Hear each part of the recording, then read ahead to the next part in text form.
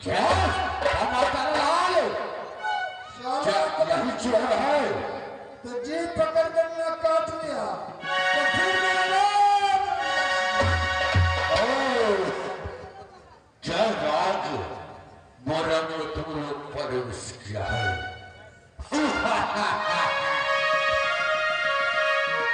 यह बताओ अरे भाई भैया रे कहना पड़ता है नहीं बताओ किसके नाते किसका बेटा क्या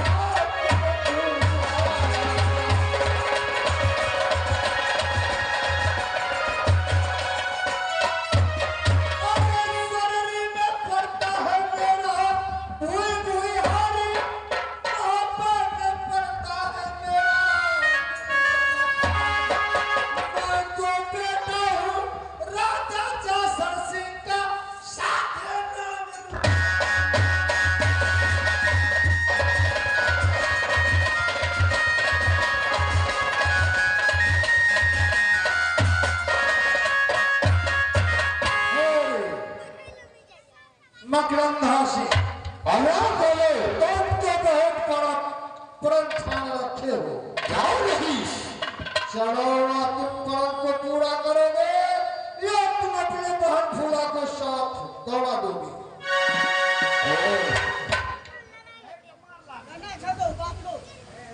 अरे ये तो आगे का बात है साला खाया उठा नहीं सैयद का पूरे माली को किया हुआ ठोका राजा ठोका वाला क्या बराबर कर सकता है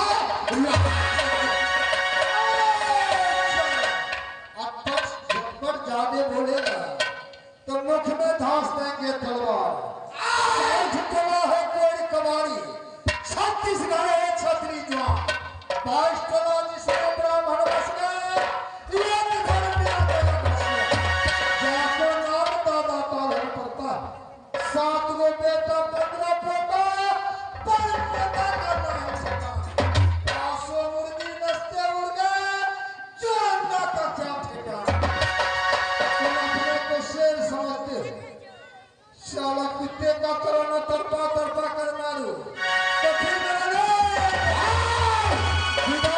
पाता के शहर को उड़ जाता है तेरे मैया फुहरे जाए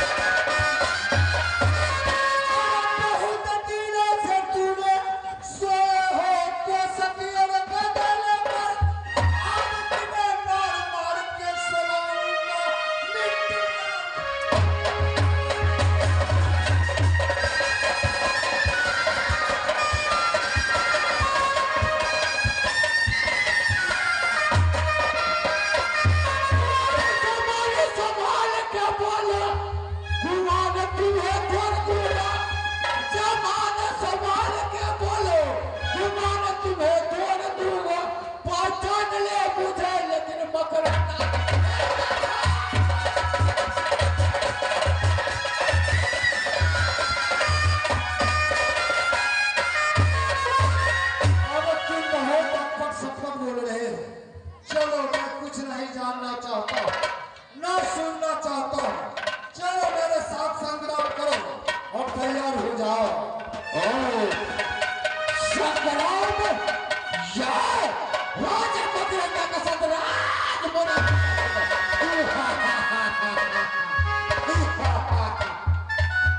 बाबा बाबा के भैया बाबा बाबा हमें बाबा ने भैया हो गए पता ना हो दुनिया का खाना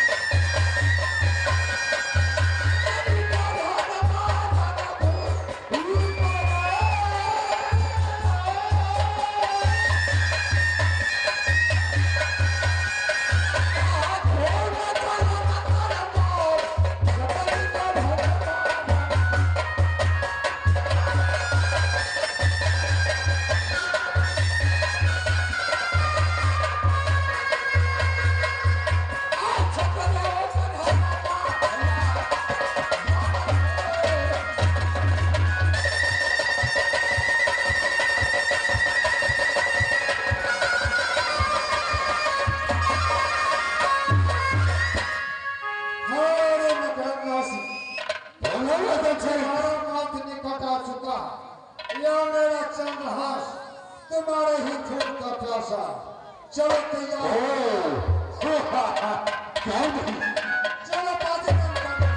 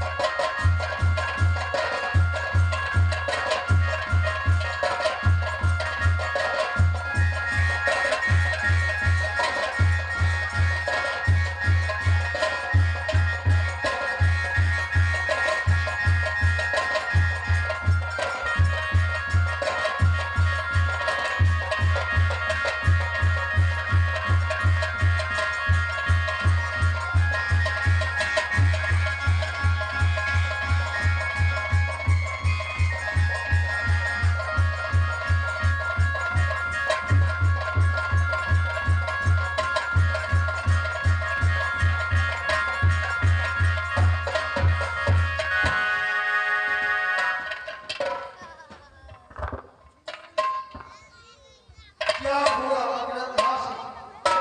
अब क्या सोच रहे हो? रुदन से ठीक है, मैंने समझ गया। तब बलवंत हो, बलवंत हो तो राज्य खत्म। लेकिन ठीक है, यह मेरा इज्जत का सवाल है। जिस तरह दुल्हा बहन खुला के लिए घूमता था, लेकिन शायद दुल्हा मिल चुका है, इसलिए तकरार करने से अच्छा नहीं। क्या वो साथी रहता थे?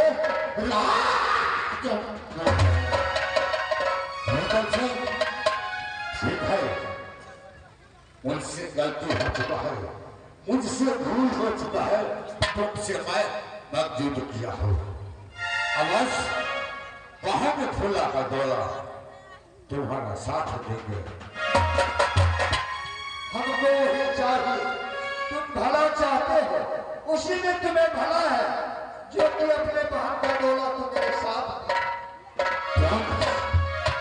अरे टमाटर लाल, टमाटर लाल, अरे लौवा बड़ा भर के धर कर ले आओ।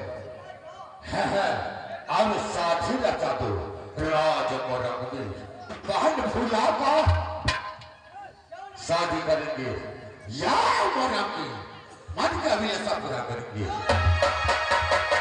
जल्द से बुला कर ले आओ।